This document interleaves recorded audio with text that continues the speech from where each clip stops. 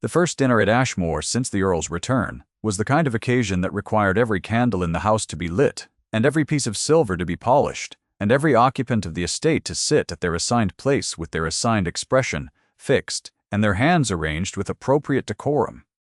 Margaret Vale sat at the far end of the table, well below the salt, in the chair designated for the companion, and she had been sitting there for 14 months, learning what it cost a woman to know something she could not prove. The dinner had reached its 5th remove. When she felt the pressure against her knee, she did not look down. She had learned in 14 months to arrange her face against the thing she was not permitted to acknowledge. She kept her gaze on the epergne at the table's center, and lifted her wine-glass by its stem, and set it down again, and let her left hand fall into her lap beneath the cloth. The pressure came again, a hand, passing something.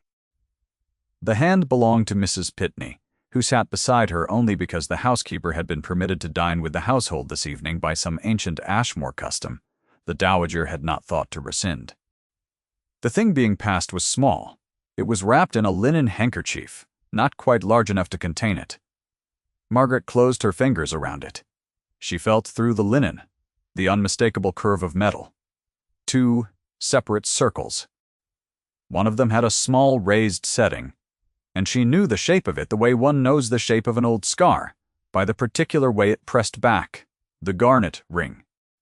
She had not seen it since the morning of her wedding, when the Dowager Countess of Ashmore had stood in the doorway of the dressing-room at Ashmore, and removed it from Margaret's finger with the practiced calm of a woman accustomed to taking things that did not belong to her.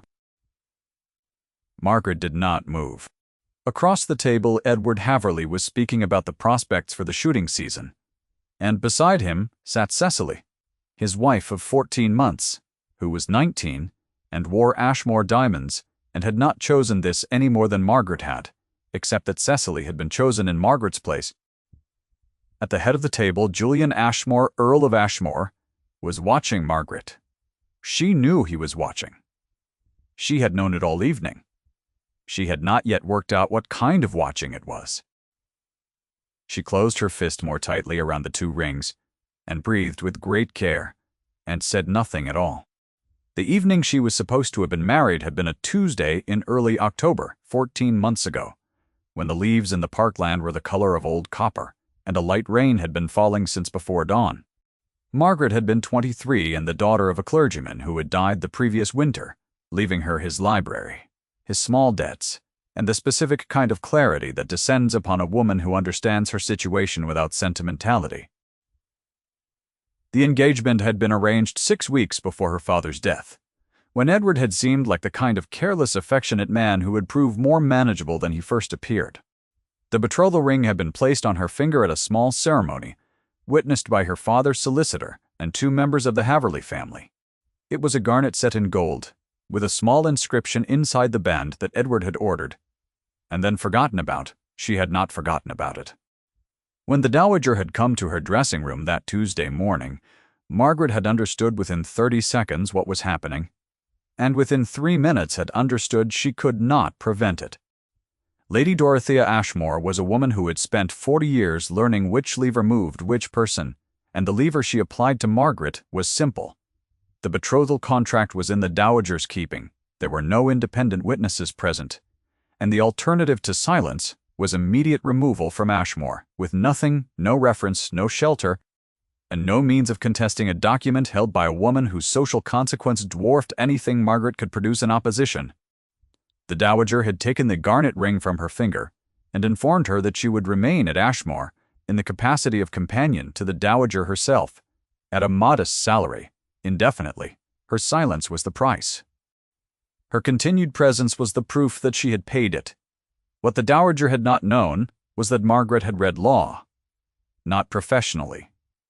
Not in any manner the season would have recognized as legitimate. Her father had kept Blackstone, and kept Coke, and kept half a shelf of Chancery precedents, and Margaret had read them all, and she knew that a witness betrothal contract carried specific legal weight that a simple removal did not dissolve, and that the original document, if it could be produced, was not nothing. She had spent 14 months watching for the moment when not nothing might become something. She did not know yet whether 2 rings passed under a dinner table constituted that moment. Her hand closed around the linen was steadier than she had expected it to be. Julian Ashmore had returned to the estate 6 weeks ago from a period of 18 months in Rome and Florence, where he had gone to manage the interests of a trust and to distance himself, if distance could accomplish anything, from the ordered grief of Ashmore in winter. He had not been present for the wedding. He had ratified it by letter, in a single sentence that named Edward his heir presumptive and wished the match well, and had thereafter filed it in the category of things properly arranged. He was 34, and he had the kind of stillness that is not ease, but rather control. The body of a man who has decided that economy of movement is the closest thing available to safety. He had returned to find the south wing in need of repair, and the estate books in a condition that suggested Edward had been managing the accounts the way one manages a horse one does not understand, with sudden impulse and no steady hand. He had also returned to find a companion sitting at his dinner table who had eyes the color of rain on slate, and who held a wine glass with the particular careful precision of a woman accustomed to holding things she was not permitted to drop. He had not yet spoken more than 12 words to Margaret Vale. He had not needed to. He watched. Lady Hargrove had spoken the words first, on the afternoon of Margaret's introduction to Cecily's relations. Cecily's aunt was a woman of 50, whose social confidence operated on the assumption that any room she entered had been adequately described to her beforehand, and that anyone not on her list was decorative at best. She had looked at Margaret across Cecily's sitting room with the brief downward assessment of a woman cataloging someone else's furniture, and said to the dowager, her voice carrying the specific lightness of a cruelty that expects no contradiction, "Ah, and the companion." Not a question, not an introduction, a classification.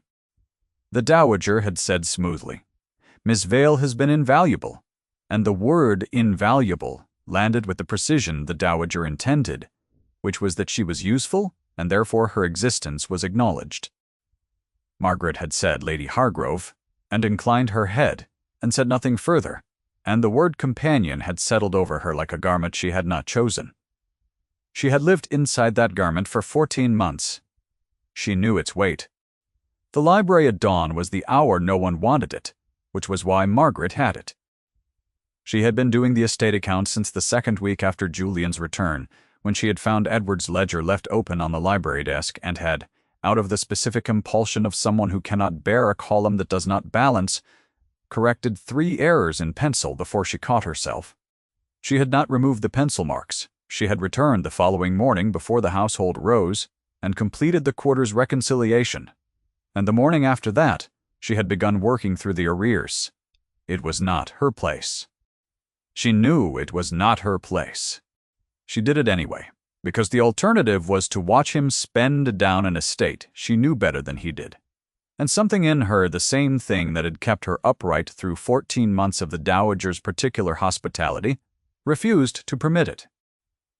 She did not know Julian had seen her until he spoke. He had come for the estate atlas, which lived on the 3rd shelf, and he had stopped in the doorway at the sight of the ledger open before her, and her pen moving across the reconciliation she had been building for 11 days. He did not speak immediately. She became aware of him the way she always became aware of him, which was through the specific quality of the air in a room when he entered it, a sharpening that she had no rational name for, and that she, therefore, set aside and did not examine. She looked up. He was leaning one shoulder against the doorframe, arms not crossed but loose at his sides, and he was looking at her with an expression she could not yet read, which was something she was not accustomed to, the inability to read an expression. "Those are not your accounts," he said. "No," she said. "They are not, and yet the North Pasture rents were entered twice," she said. "The November payments against the Fenwick loan were not entered at all. There are £300 of discrepancy in the 1st quarter that will compound if no one addresses them." He did not move from the doorframe.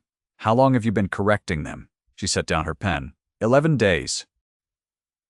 He was quiet for a long moment. Outside, the library's tall windows admitted the specific gray of an English November morning, the kind of light that is not quite dark and not quite day, and it fell across the desk and across her hands and across the ledger's columns in a way that made everything look very still and very certain. "Who taught you to read accounts?" he said. "My father kept meticulous records," she said. "He also kept a good library. I was not supervised at either." Something moved in his face.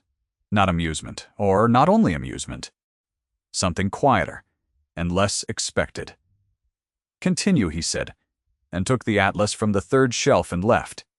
The portrait hung in the long gallery at the north end, where the light was poor in winter, and the oil had gone dark with age, so that you had to stand close to see the face.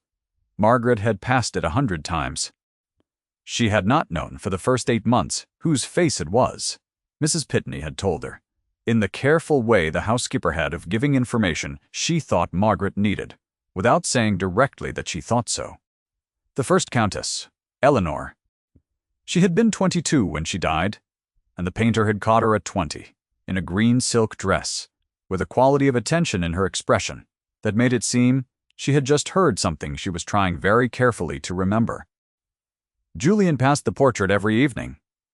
Margaret had noticed it in the first week of his return, because noticing his habits was the kind of thing her attention did without her permission. He stopped once on a Thursday evening in the 3rd week of November, and stood before it for a very long time with his hands still at his sides and his face doing something that was not grief exactly, but was what lives on the other side of grief after it has been lived in long enough to become architecture. He had not seen her in the gallery, or, if he had seen her, he had not acknowledged her, which she understood to be a different thing. She had read about Eleanor Ashmore in the household accounts from 7 years past, where the expenditures of a lying-in appeared, and then simply stopped, replaced by expenses of a different kind that told her story without commentary. The child had not been born alive. Eleanor had not survived the week. Julian had been 27, and he had closed Ashmore for a season and gone north, and when he returned he had set about running the estate with the specific intensity of a man who has decided that order is what remains when love proves destructible. This was the wound. Margaret understood it as such, not from what he said, since he said very little, but from what his body did, which was to maintain at all times the posture of a man braced against something he expects to arrive without warning. She thought about Eleanor's portrait sometimes in the evenings, when the library had gone quiet and the fire was low, and the 2 rings sat in the corner of her pocket, like 2 small facts no one had yet agreed to hear. The Dowager's campaign against Margaret's continued presence at Ashmore began, as the Dowager's campaigns always began, with social machinery so smooth it was difficult to point at any single component and name it as malice. She rearranged the seating at dinner so that Margaret was no longer at the family table, but at a side arrangement with Mrs. Pitney and the governess of a neighboring family who had been invited for the week. She made certain that Julian, arriving late to drawing-room gatherings, was told that Miss Vale had already retired. She referred to Margaret in Julian's presence as the companion with a particular cadence that emphasized the definite article, as though it were a title simultaneously bestowed and diminished. It was at one of these drawing-room evenings that the second voicing came. The Dowager stood at the window with Lady Hargrove and 3 other women of the neighborhood, and she spoke in the carrying voice of a woman who is not quite aware how far her voice carries, except that she was always aware, because the Dowager was never unaware of anything she did. "The companion," she said, "has been a great comfort to me in recent months. One does need someone to read aloud and to carry things. Though, of course," and here a pause of exactly the weight required, "there are limits to how long such arrangement ought to continue." The room heard it. The room was meant to hear it. The room's reaction was the specific silence that functions as agreement among people who know the cost of disagreeing with the Dowager Countess in her own drawing-room. Julian had been at the fireplace, and he had not spoken, but when Margaret glanced at him, the line of his jaw was the particular set it assumed when he was containing something. She did not know yet what it contained. The solicitor, Mr. Galler, Aldous Fenwick, was expected on the Tuesday of the following week to finalize the transfer of funds from Mr. Trambus. Hargrove's estate into the Ashmore Trust, a transaction that had been the financial foundation of Edward's marriage, and that now required the Earl's signature to complete. Edward had managed to communicate this to Julian, only that the money was coming, and the paperwork required attention. He had not communicated what the paperwork commemorated. Margaret had learned the date of Fenwick's arrival from Mrs. Pitney, who had learned it from the footman who had written the letter of invitation, and she had spent the 4 days between that conversation and the Tuesday, arranging what she had. She had the 2 rings. She had the memory of the inscription inside the garnet. M.V. from E.H. She had, inside the lining of a book she had brought from her father's library and kept in the corner of her room, a copy of the betrothal contract that her father's solicitor had made at her father's specific insistence, and given to Margaret directly in the week before her father died, saying that he did not know why he thought she might need it, but that he thought she might need it. She had not told anyone about the copy. She had spent 14 months deciding when nothing might become enough. The third voicing reached her through a closed door. It was the Sunday before Fenwick's arrival, and Margaret was in the corridor outside Julian's study, where she had come to replace a volume she had borrowed from the library shelf inside. She heard through the door the voice of a footman, reading back a memorandum he had been instructed to convey to the housekeeper. The words were plain. The Dowager had directed that Miss Vale's position as companion would be concluding by the end of the month. She was only the companion, the Dowager had apparently said, and the household's arrangements would be adjusted accordingly. She was not to be given a reference that described anything beyond light domestic assistance. Margaret stood in the corridor for a moment, after the footman's footsteps retreated. The plaster of the wall was cool where her shoulder had settled against it, and the light in the corridor was the thin gray of a winter afternoon that would not quite resolve into proper dark. She was only the companion. The words had a specific weight when heard through a door, when heard as the Dowager's own formulation handed to a footman to carry, when heard as an administrative fact rather than a social slight. It was a different quality of only. It was the only of a thing about to be made permanent. She was only the companion. She had been only the companion for 14 months, which was the length of time it had taken for only the companion to understand that she was not nothing, that she held in her pocket, and in the lining of her father's book, a set of facts that were not nothing, and that the question had never been whether she had them, but whether she was willing to produce them in front of a room that might choose to disbelieve her.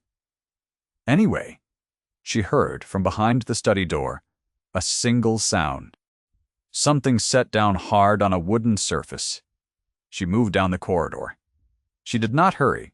She had learned in 14 months that the appearance of hurry was itself a kind of testimony, and she would not give the household that.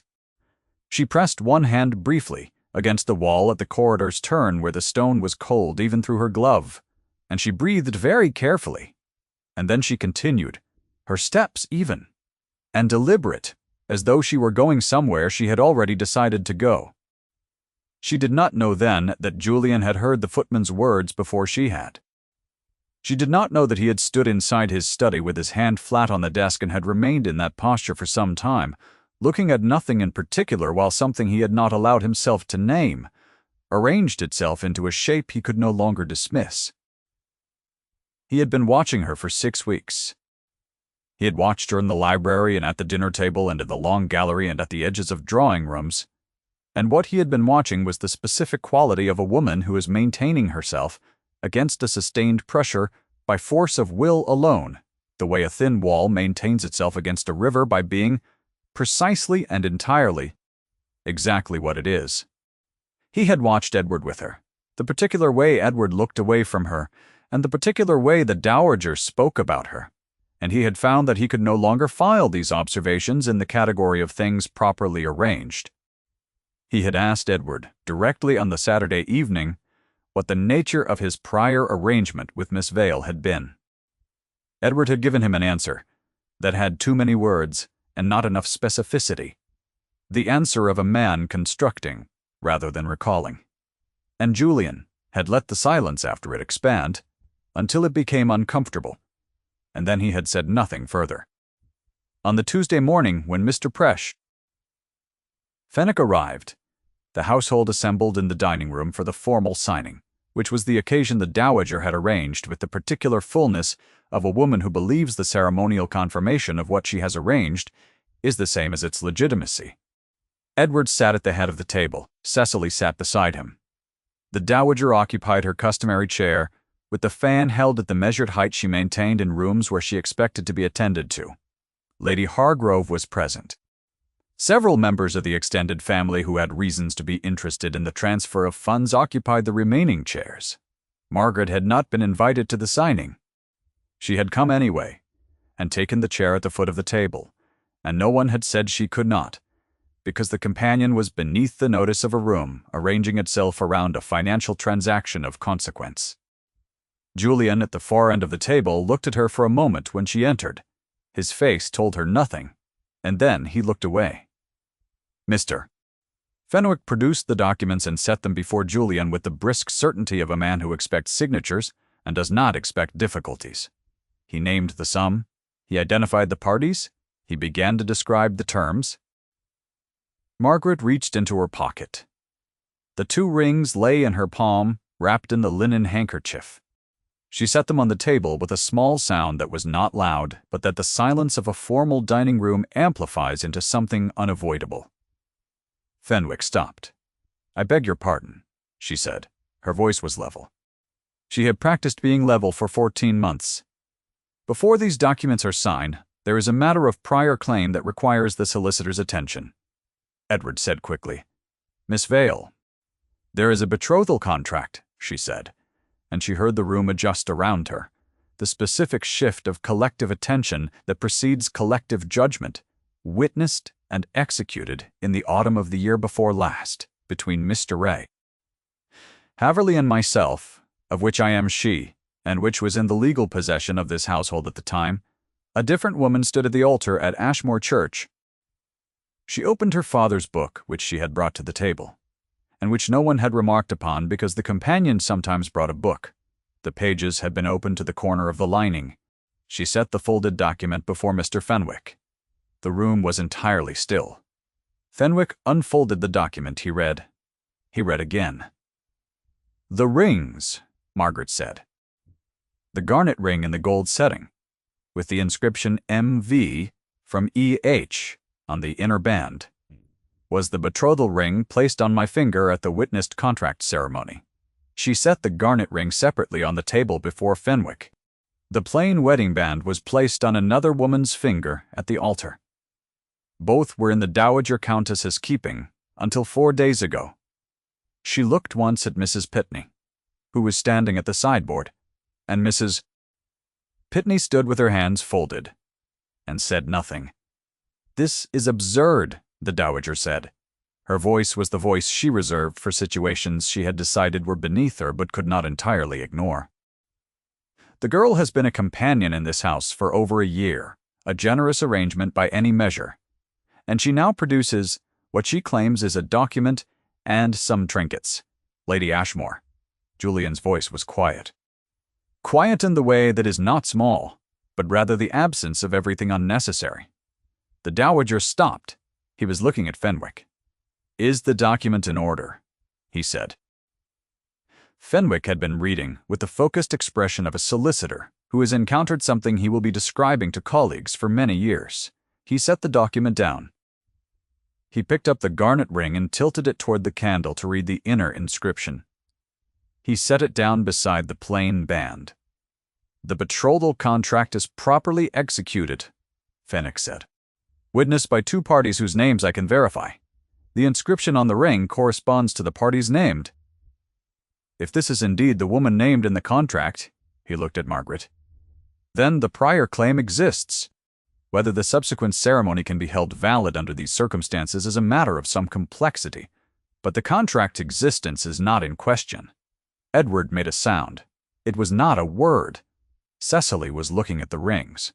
Her face was the face of a 19-year-old who has just understood something she had been protected from understanding, and she was not angry so much as she was very young, suddenly, and very without preparation. Julian stood. He stood the way he did everything, without haste, without performance, with the specific economy of a man who has thought before he moved.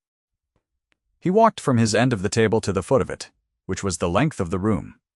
And every person in the room watched him make that crossing, because in 14 months at Ashmore and 6 weeks of his return, Margaret had not seen anyone watch him walk away from a thing, and everyone in the room seemed to register this at once. He stopped at her chair. She looked up at him. Her hands were in her lap, and she was very still. "Miss Vale is Edward Haverley's lawful wife," he said. He said it to the room.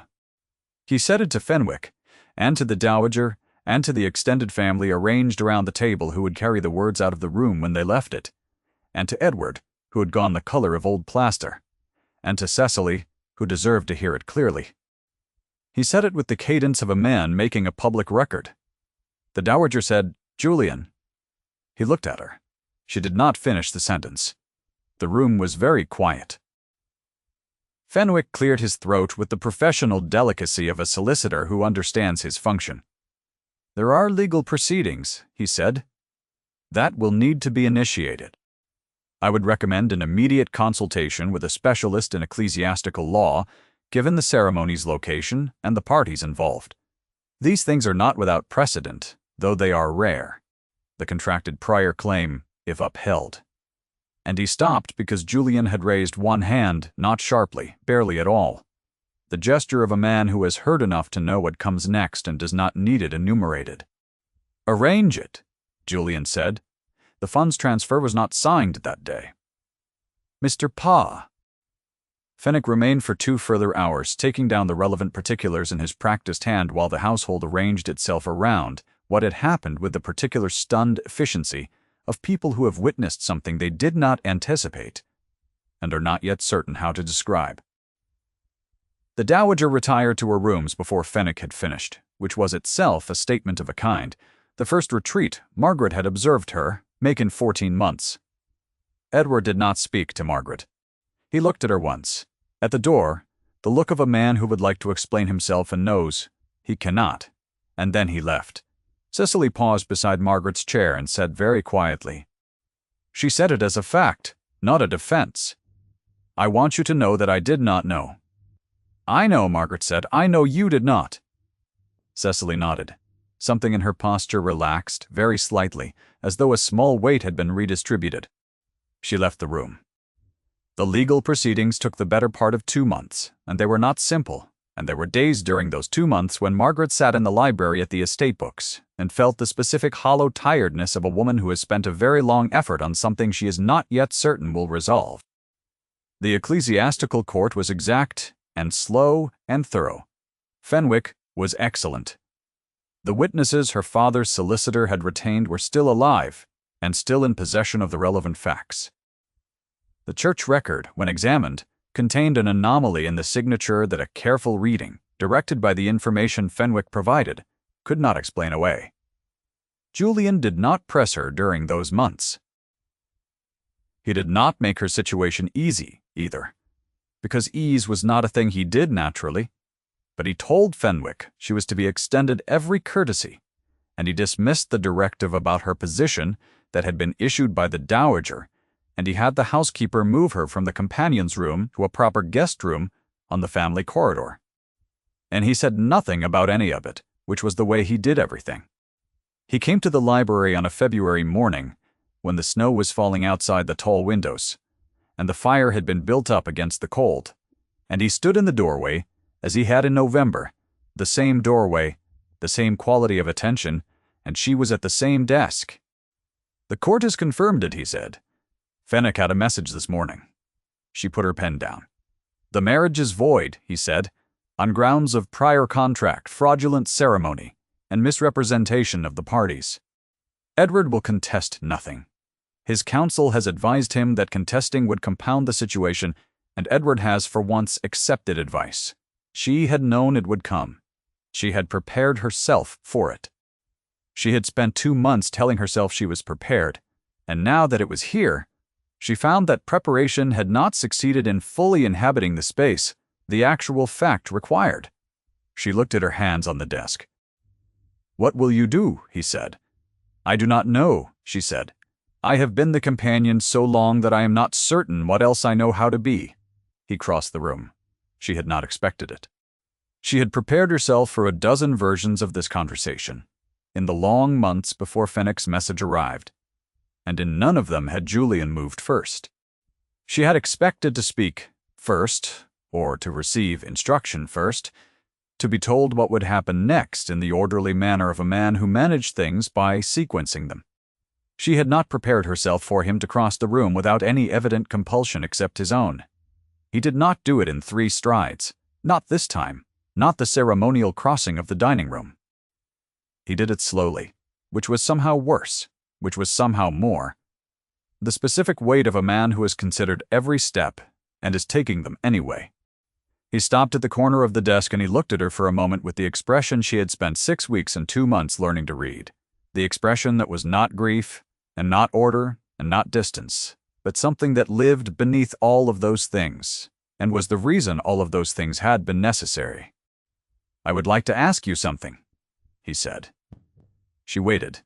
"When you were reading Blackstone," he said, "and the Chancery precedents, in your father's library, did you read anything about the rights of a countess?" Something moved through her chest. It was not surprise. Exactly. It was the specific sensation of a thing one has refused to name for a very long time being named by someone else in a voice that is very careful and very certain. "I read a little," she said. "Then you know," he said, "that they are considerable." She looked up at him. "This is not gratitude," he said. "I want you to understand that before you answer anything. This is not pity, and it is not convenience, and it is not the resolution of a legal situation. I have been watching you for 4 months, and I have been trying for most of those months to convince myself that what I am watching is none of my concern. And," she said, "I have not convinced myself," he said. Outside the library windows the snow was still falling. The slow, unhurried fall of February in the English countryside, settling on the stone of the terrace and the bare branches of the oaks and the frozen surface of the ornamental pond, covering everything with the same patient white. She thought about Eleanor's portrait in the long gallery. She thought about the wound that had turned a man into a fortress. She thought about the specific courage it required to walk across a room and name a thing you could not yet be certain of. "I would need you to stop watching," she said, "and start asking." His hand moved from the edge of the desk. It was not decisive, the movement, but it was deliberate, the way all his movements were deliberate, and it came to rest near her own hand on the desk surface, close enough that she was aware of exactly the distance remaining. "Margaret," he said. She had not heard her name in his voice before. He had never used it. She had not known until she heard it what it would do to her. "Ask me," she said. He did. "If you have found yourself holding your breath through these last pages, leave a word in the comments. Knowing you are there matters more than you might think." The spring came early to Ashmore that year, and with it came a change in the household so gradual and so entire that those who had been present before could not afterwards say precisely when it had begun. The south wing was repaired. The estate accounts balanced. The portrait of Eleanor was moved from the north end of the long gallery, where the light had always been poor for it, to the upper landing, where the morning light from the east windows found the green silk of her dress and the quality of attention in her expression, and showed them to their proper advantage. Julian had arranged this himself on a March morning quietly, without ceremony, and when Margaret had found the portrait in its new place, she had stood before it for a time and thought that Eleanor looked, in the better light, less like someone braced against loss and more like someone at the beginning of a careful happiness. The garnet ring came back to Margaret's finger in April, placed there without ceremony in the library, the two of them alone, the fire low, and the windows open to the mild evening. The evening smelled of turned earth from the kitchen garden below, and of the wood smoke from the hall's fires drifting upward, and somewhere below in the house, Mrs. Pitney was moving about with the particular tread of a woman who is content with where she is.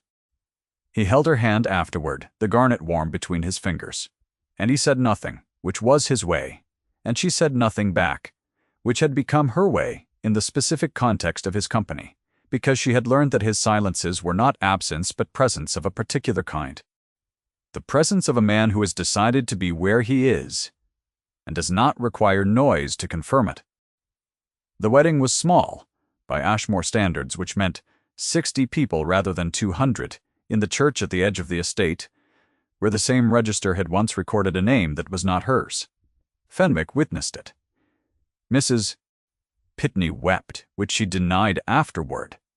The morning was mild and very bright, and the apple trees in the churchyard were just beginning to show their first leaves, pale and tentative, against the grey stone. By midsummer, Ashmore had the quality of a house that has returned to some version of itself it had been working toward for a long time. Julian was not easy. He would not become easy. That was not what he was. But he was present in a way he had not been before. The fortress adjusted into something that could be entered and exited and inhabited. He came to the library in the evening sometimes and read at the desk beside hers, and neither of them said much, and the fire kept time for them both. The dowager retired to the dower house at the end of the summer, not in disgrace, not in exile, but in the particular displacement of a woman whose management of a household has been superseded by the existence of a new countess, with her own considerable opinion of how an estate ought to be run. She had said to Margaret once, in the summer, a thing that was neither apology nor acknowledgment, but was perhaps as close to either as she was capable of, "You are more than I thought you would be." Margaret had said, "Most things are," and had left it there. Edward and Cecily went to Bath. This seemed to everyone who knew them to be the arrangement most likely to produce a quiet life for all parties, and it did. The two rings lived on the mantelpiece in the library, side by side on a small dish of blue Wedgwood that had been there so long no one remembered who had placed it there first, the plain band that had gone on the wrong finger, the garnet that had come home. Margaret passed them every morning and evening, and sometimes at the midpoint of a quiet afternoon when the light came through the west windows and lay across the mantelpiece and found the small stones in the garnet, and turned them briefly to red fire. Julian came to the library one October evening, the first ball of the new season long arranged, and for once not dreaded, and found her standing at the mantelpiece, with the garnet ring in her hand, turning it in the light. He did not ask what she was thinking. He came and stood beside her, close his shoulder at her shoulder, and he looked at what she was looking at. After a while, she set the ring back in the dish beside the plain band, the two of them touching, and she did not explain the gesture, and he did not require her to.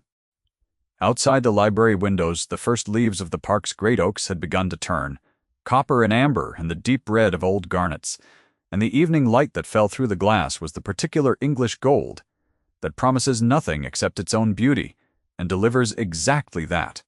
And Ashmore settled around them both with the specific quiet of a house that has at last arrived somewhere. Thank you for staying until the end.